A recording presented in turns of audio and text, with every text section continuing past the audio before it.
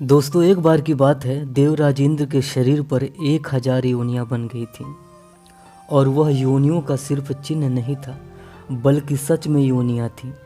आप सोच सकते हैं कि जिस इंसान के शरीर पर योनियां ही योनियां बन जाएं, वह दिखने में और खुद कैसा महसूस कर रहा होगा। गौतम ऋषि के इस श्राप से देवराज इंद्र थर थर कांपने लगे। लेकिन सवाल ये उठता है कि गौतम ऋषि ने उनको यह श्राप क्यों दिया। तो दोस्तों, आपको बता दें कि गौतम ऋषि की पत्नी अहिल्या जो अत्यंत खूबसूरत थी, उनकी सुंदरता के आगे इंद्रलोक की परियों की सुंदरता बहुत ही फीकी थी। इसलिए देवराज इंद्र उनसे विवाह करना चाहते थे, लेकिन उनका विवाह उनसे नहीं हो पाया। लेकिन अहिल्या को पाने की इच्छा उनकी खत्म नहीं हुई। देवराज इंद्र ने सोचा, अगर अहिल्या मुझे सच्चाई से नहीं मिली तो मैं छल से ही उसे अपना बना लूंगा और उसके साथ शारीरिक संबंध स्थापित करूंगा।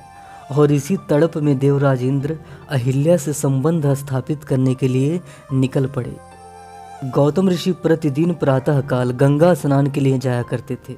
यह बात इंद्र को पता थी और उसी समय का फायदा उठाते हुए देवराज इंद्र गौतम ऋषि का वेश धारण करके अहिल्या के पास पहुंच गए। देवराज इंद्र का साथ देने के लिए साथ में चंद्रदेव भी गए थे। अभी मध्य रात्रि का ही समय था और चंद्र देवता मुर्गे का वेश धारण करके बोलने लगे, ताकि गौतम ऋषि को लगे कि प्रातः काल हो चुका है और मुझे स्नान के लिए जाना चाहिए।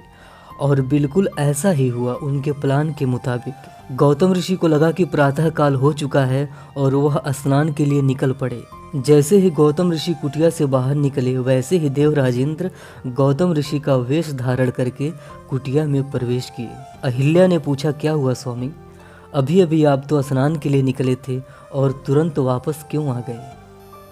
तो देवराज इंद्र ने कहा कि प्रिय, हमें लगा कि प्रातः काल हो चुका है, लेकिन अभी मध्य रात्रि का समय है, इसलिए मैं वापस आ गया।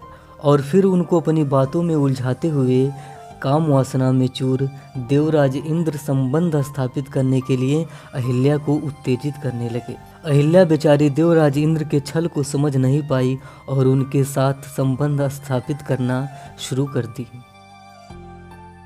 और उधर जब गौतम ऋषि गंगा स्नान के लिए डुबकी लगाए तो तुरंत गंगा माता प्रकट हो गई और बोली, हे गौतम ऋषि, आज मध्य रात्रि में तुम स्नान के लिए क्यों चले आए? तो गौतम ऋषि ने कहा कि माते, मुझे लगा कि प्रातः काल हो चुका है, इसलिए मैं स्नान करने के लिए चला आया। तो गंगा माता ने कहा कि नहीं, अभी तो मध्य रात्रि का समय है और देवराज इंद्र तुम्हारे साथ छल कर रहा है। वह तुम्हारी पत्नी अहिल्या के साथ काम वासना में लिप्त है, तुम अभी जाओ।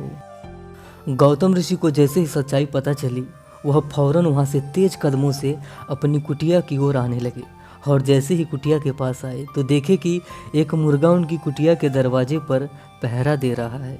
गौतम ऋषि ने अपने गीले वस्त्रों से ही उस मुर्गे पर प्रहार किए। चंद्र देवता तो भाग निकले, लेकिन अंदर देवराज इंद्र अहिल्या के साथ संभोग में लिप्त थे और गौतम ऋषि ने उन्हें रंगे हाथों पकड़ लिया।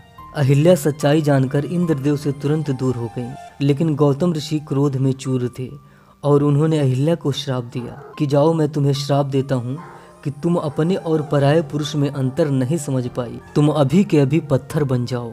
और देखते ही देखते अहिल्या पत्थर में तब्दील हो जाती है। गौतम ऋषि के इस श्राप से देवराज इंद्र थर थर कांपने लगे और फिर गौतम ऋषि ने देवराज इंद्र को श्राप दिया कि तुम जिस तरह योनि के खातिर मेरे साथ इतना बड़ा छल किए, जाओ, मैं तुम्हें श्राप देता हूँ कि तुम्हारे पूरे शरीर पर योनि ही योनि बन जाए।